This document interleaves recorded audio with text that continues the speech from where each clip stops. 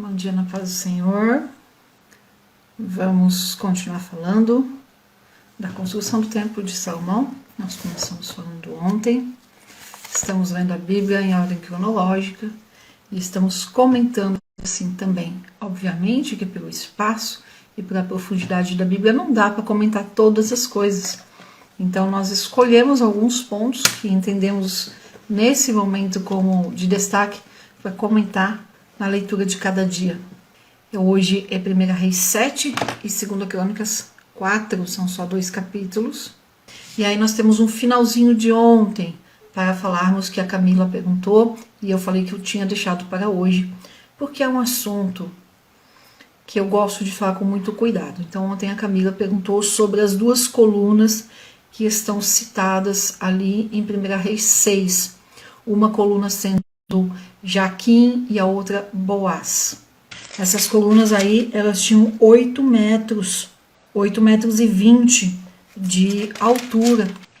E aí aqui em 1 Reis 7 retoma esse assunto. Porque aqui no capítulo 7, então, o escritor dá mais detalhes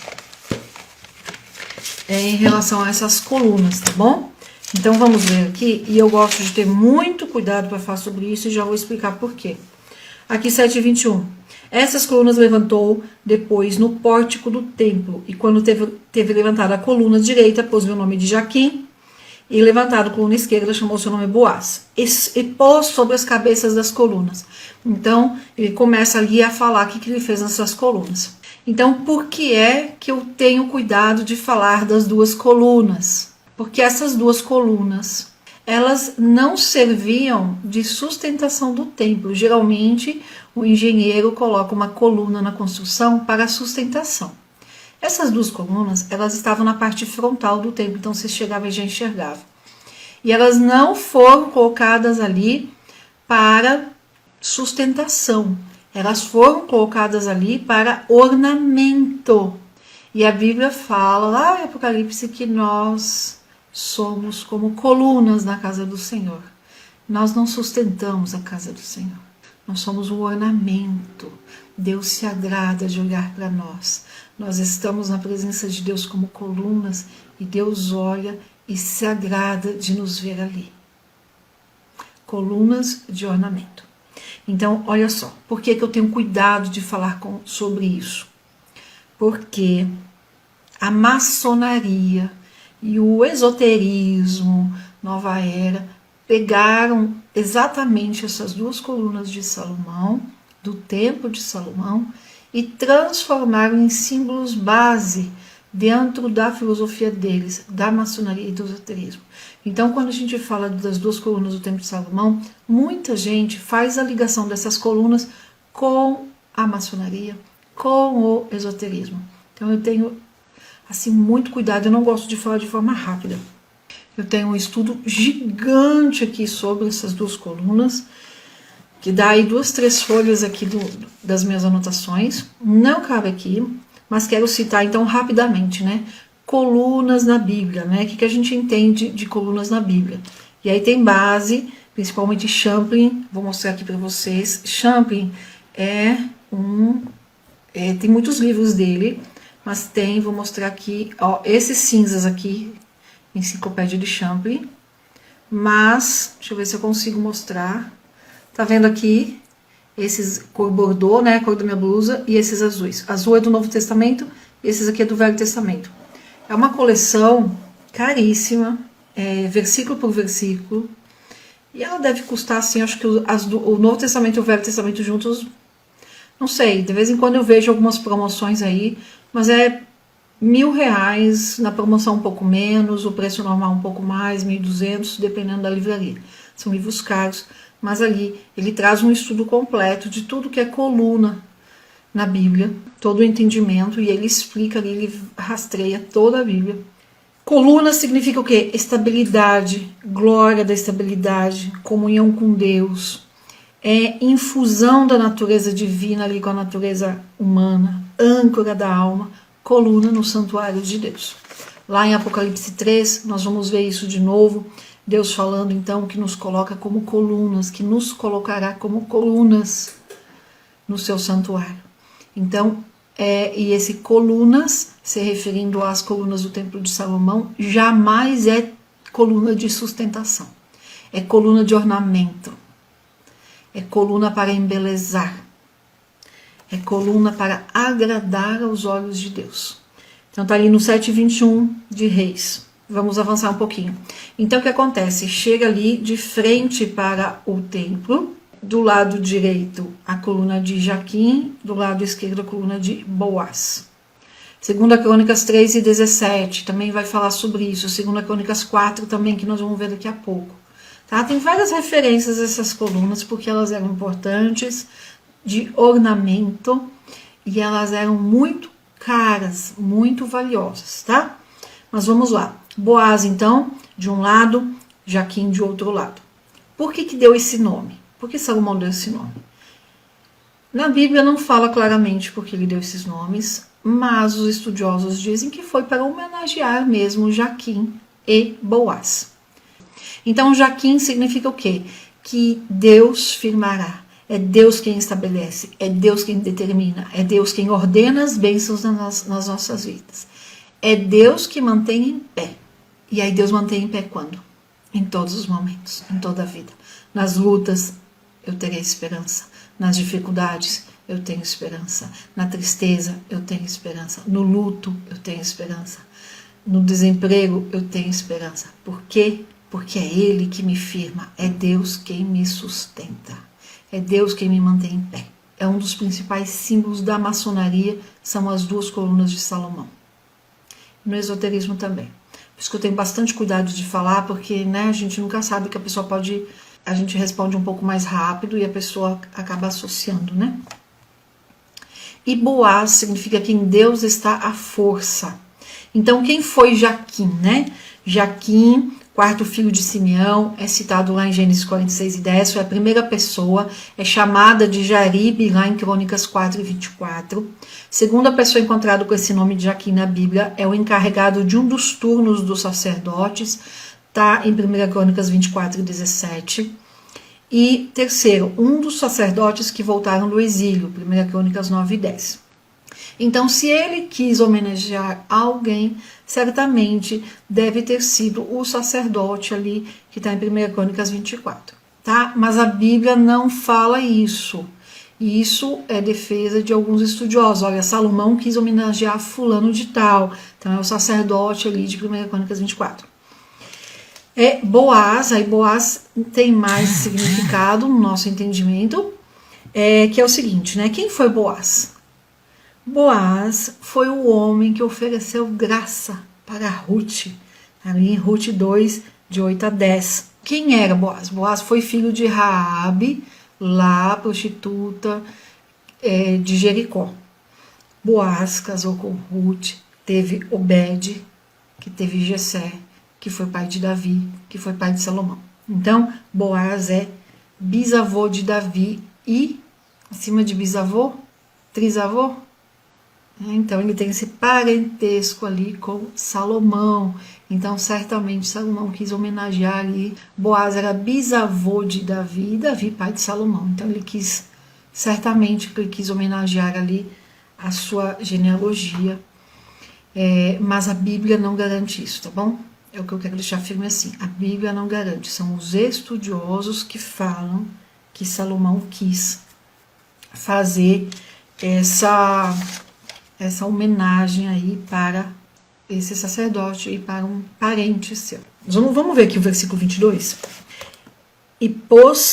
Então, uma coluna significa o que Deus estabelece ou ele estabelecerá. A segunda coluna fala em Deus está a força, nele está a força. Ou seja, Deus me estabelece, porque é ele que estabelece todas as coisas, e ele me mantém em pé, porque é nele que está a força.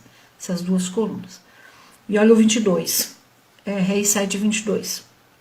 E pôs sobre as cabeças das colunas um trabalho em forma de lírios, e assim se acabou a obra das colunas. Então vamos entender aqui. A razão, porque tem tanta descrição em cima das colunas, é porque elas tipificam os filhos de Deus em seu relacionamento com Cristo. As colunas estavam assentadas na frente do templo, ou seja, chegava e já via as colunas. E elas não sustentavam nada, elas estavam de frente para o leste. Então, quando o sol saía de manhã, no amanhecer do sol, pensa que elas estavam ali com muito ouro, com muita riqueza. Elas estavam viradas para o lado leste, ali de Jerusalém. O que significa isso? Significa que quando o sol nascia, pelo templo está construído no Monte Moriá, quando o sol nasce em Jerusalém, os primeiros raios de sol batem no templo. Os primeiros raios de sol de manhã batiam nessas colunas com ouro, colunas feitas de bronze, cravejadas em cima com esses, como uma coroa ali de lírios. Então, todo o sol que nascia já ia ali iluminando o templo, ia iluminando essas colunas, e isso brilhava e iluminava tudo. Tenta imaginar essa beleza, porque não dá pra gente ir lá ver, porque não tá assim hoje. Então as colunas normalmente elas servem de apoio, mas aqui no templo de Salomão é só para ornamento. Isso que eu quero deixar claro. A ideia é esta: o Senhor na realidade não necessita de nós. Em um certo sentido somos para adorno, mas por meio do amor e da graça de Deus, vindas para nós através de Jesus, Ele nos dá, então, muda a nossa posição. Nós temos ali uma posição, então, se nós representamos as colunas, né, se nós representamos esse ornamento, essa decoração no templo de Deus, quem é o sol da justiça? É Jesus. Então, Jesus, né, a cada manhã, os raios, a luz de Cristo deve iluminar em nós e de nós refletir em todo o resto, em tudo que está ao nosso redor.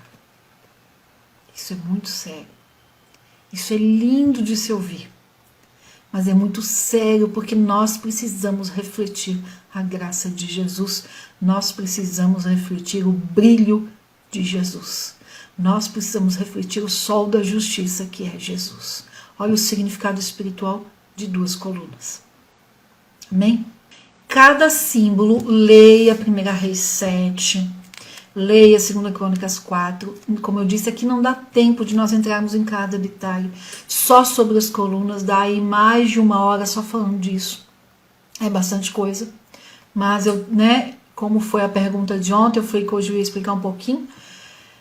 Então tem esse entendimento fora da Bíblia, mas aqui para nós hoje é ornamento, é embelezar, é refletir a luz de Cristo. E que lindo, né? Saber que a construção, que a frente do templo é voltada para o nascer do sol. E o sol nascia lá, brilhava nessas colunas que resplandecia tudo ao redor, refletia ao redor ali. E é assim que precisa ser para nós. Nós precisamos refletir a luz de Cristo. Amém? Essas colunas, elas eram tão lindas, tão... o papel delas ali de ornamento no templo, e elas eram tão valiosas, que o templo, quando foi saqueado, nós vamos ver no final do reinado de Salomão, né, os pecados dele, tudo que acontece ali, que o reino vai se dividir. Né? Nos próximos dias nós vamos entrar na parte mais difícil de entender aí do Velho Testamento, e nós vamos ver que Nabucodonosor, né, manda ali então o seu exército saquear Jerusalém, e eles saqueiam o templo de Salomão e levam muitas coisas, e eles levam as colunas. E lá em 2 Reis 25, quem quiser anotar, versículo 13, depois de Jeremias 52, vai citar as colunas. Então as colunas foram levadas para a Babilônia, porque elas eram muito lindas e o rei queria essas colunas lá na Babilônia. Vamos olhar então para 1 Reis 7 de uma forma mais completa. Do 1 ao 12, nós vamos ver construções pessoais de Salomão, e eu já vou falar sobre isso. Dos versículos 13 ao 47, os metais do templo, e do 48 até o 51, mais utensílios.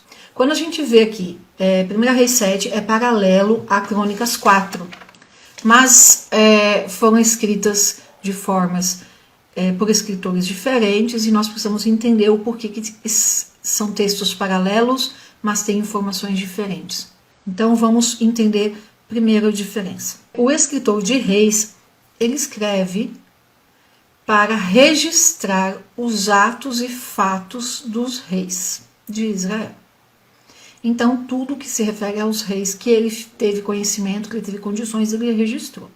Então, nós temos ali dos versículos 1 ao 12 de 1 Reis 7, escritas, né, fatos sobre as construções pessoais de Salomão, que os estudiosos tiram uma lição daqui. Em 2 Crônicas 4, o cronista não escreve para registrar nada dos reis. O cronista aqui, ele está contando a história do templo para aqueles que voltaram do exílio e vão reconstruir o templo que estava destruído.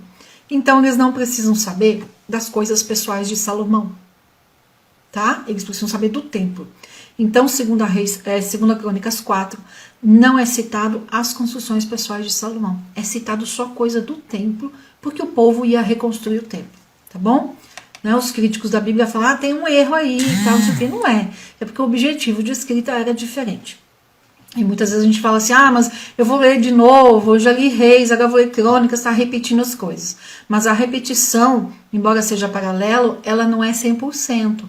Ela tem as diferenças que a gente precisa entender. Vamos ler? Eu quero ler o finalzinho do 6, versículo 1 Reis 6, 37 e 38.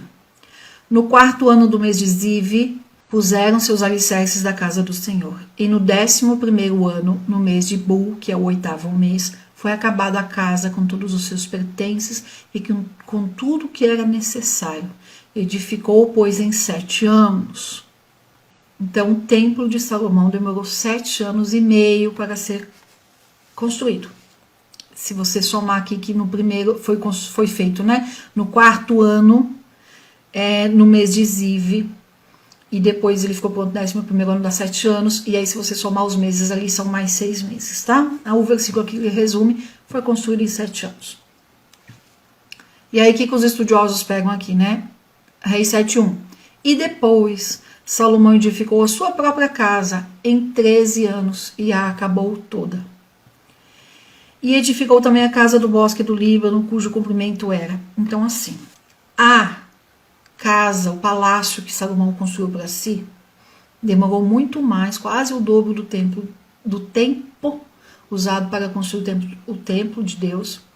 Tinha 4 vezes mais tamanho do que o templo. Tinha 1.050 metros quadrados a casa de Salomão, ali o palácio. Foi usado também para guardar as armas de guerra, tudo. Nós vamos ver isso mais para frente, lá no capítulo 10. Mas o que os estudiosos falam, né?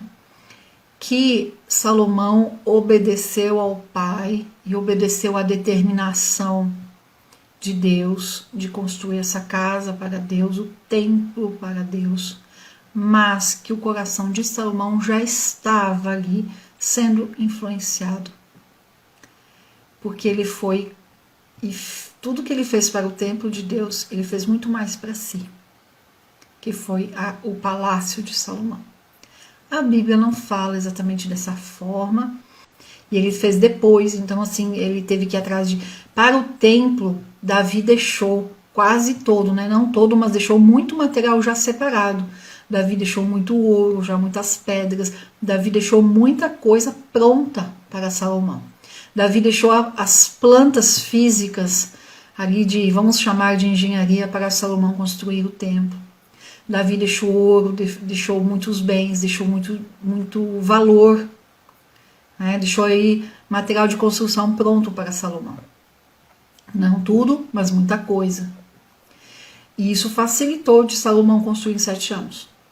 Quando ele foi construir a casa dele, ele não tinha então as coisas que o pai havia deixado para o templo. Ele teve que se virar, né? Embora fosse muito rico, mas ele teve que reunir material. E a casa dele, né, o palácio, tinha 4 vezes o tamanho do templo.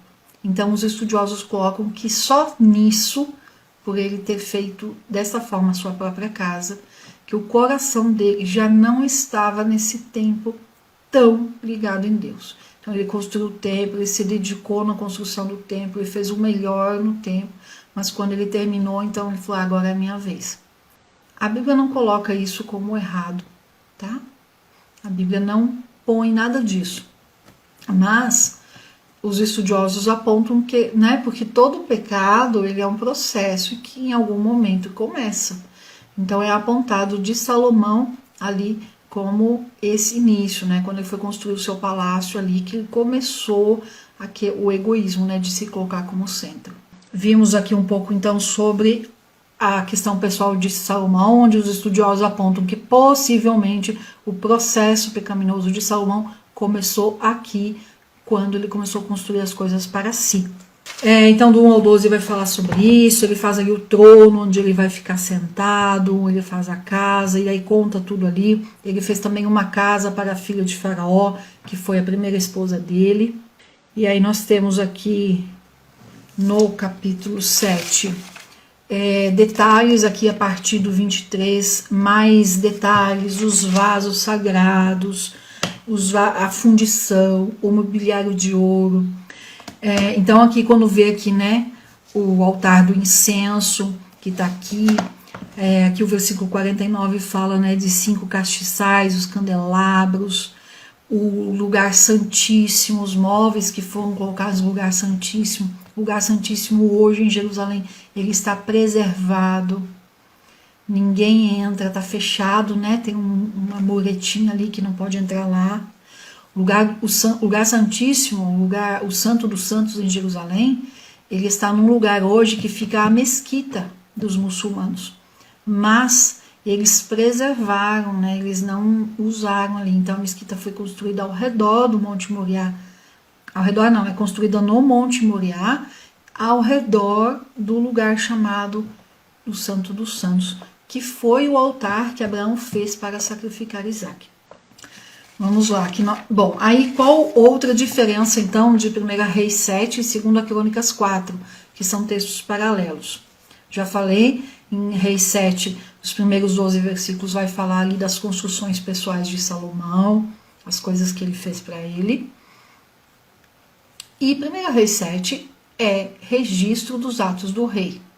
Lá em Crônicas 4, o cronista, ele escreve para os refugiados, para aqueles que voltaram do exílio. Eles iam reconstruir a casa de Deus, então eles precisavam saber de detalhes. Então o cronista vai nos mostrar a excelência do que fazemos para Deus. Ele vai escrever de uma forma, vamos dizer que mais apaixonada, mais detalhada, sobre como os utensílios e os móveis da casa do Senhor foram feitos.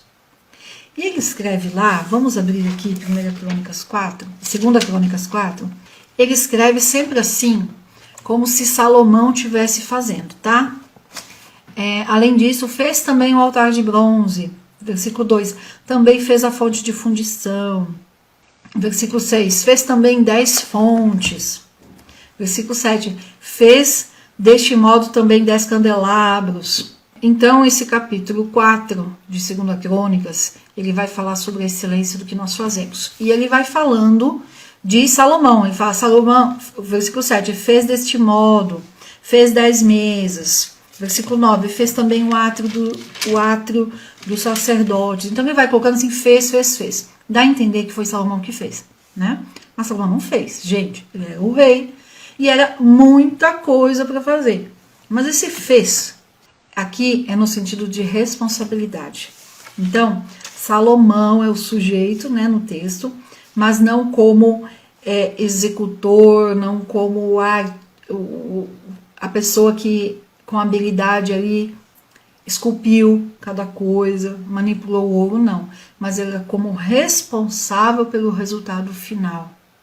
Ele era o controle de qualidade. Ele sabia o que o pai dele tinha passado. Ele sabia dentro do que Deus estava inspirando ali na sabedoria de Deus para fazer, para esculpir o desenho. Todos os objetos tinham símbolos.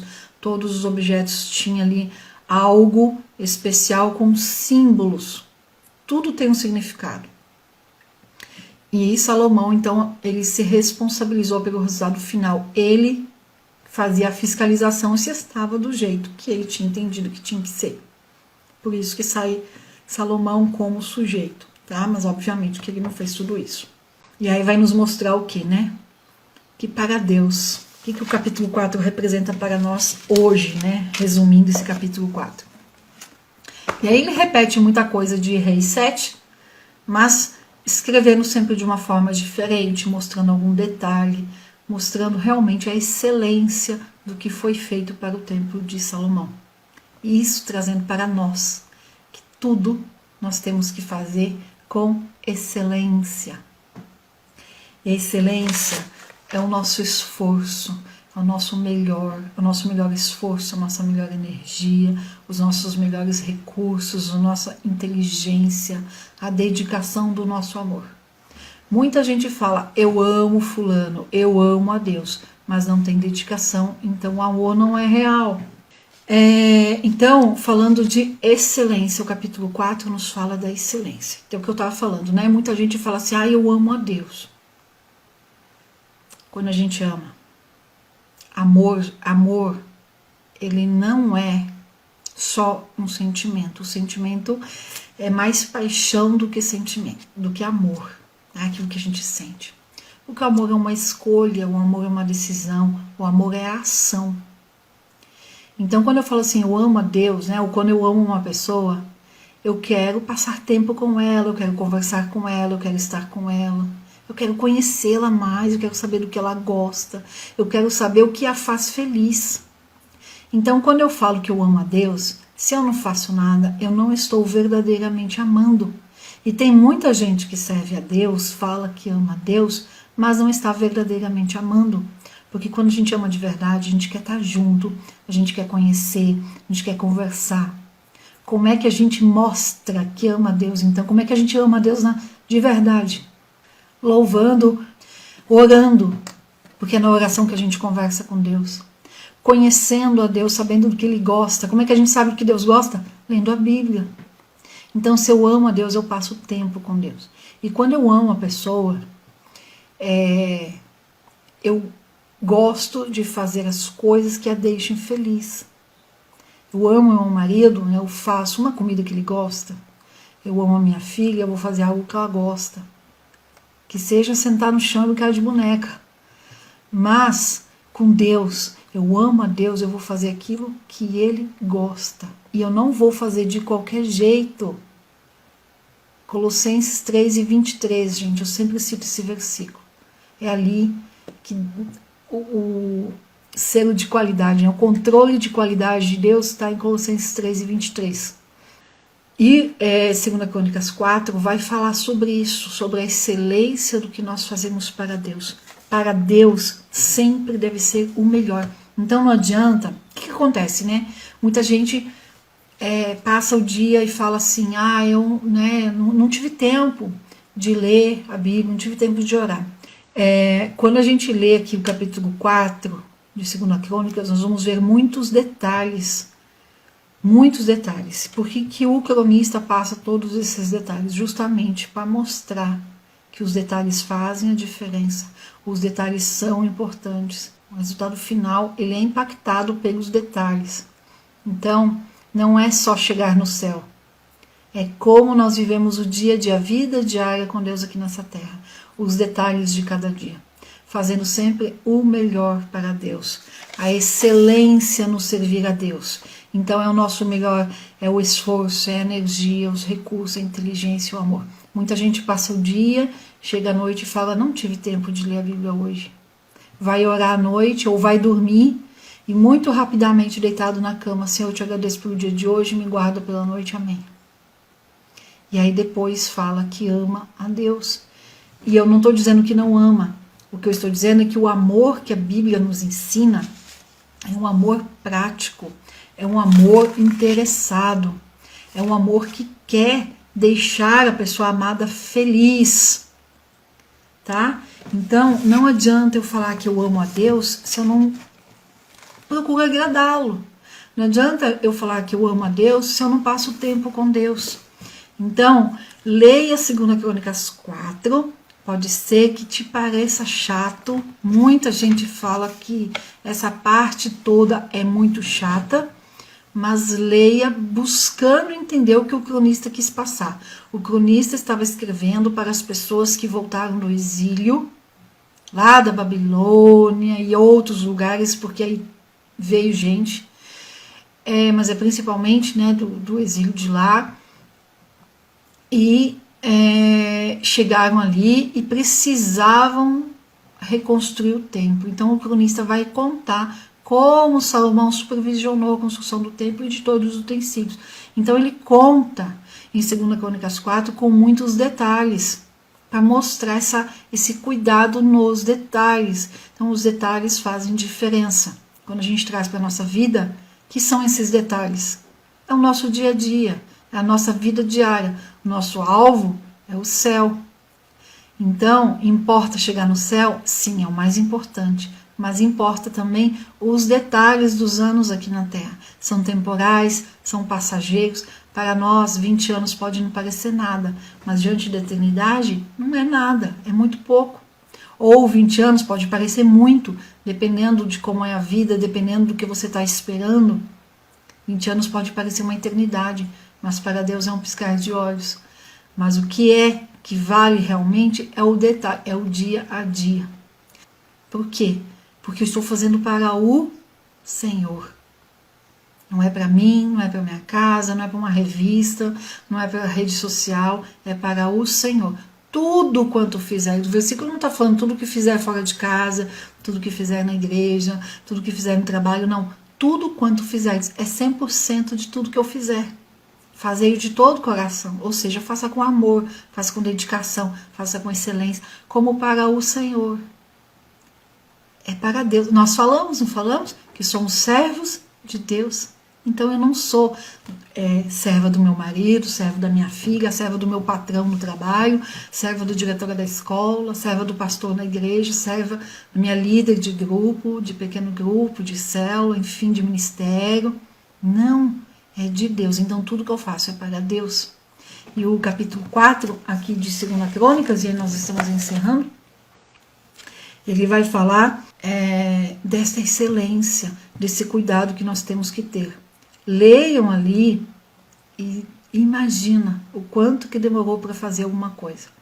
Vamos ver aqui se tem flores, tem lamparinas, tem tudo. Tá tudo descrito aqui, muita coisa. E infelizmente isso tudo foi levado depois pelos babilônios lá quando Jerusalém foi saqueada por Nabucodonosor. Nós vamos ver isso aí em 2 Reis, tá bom? Amém? Que Deus abençoe, gente. Muito obrigada.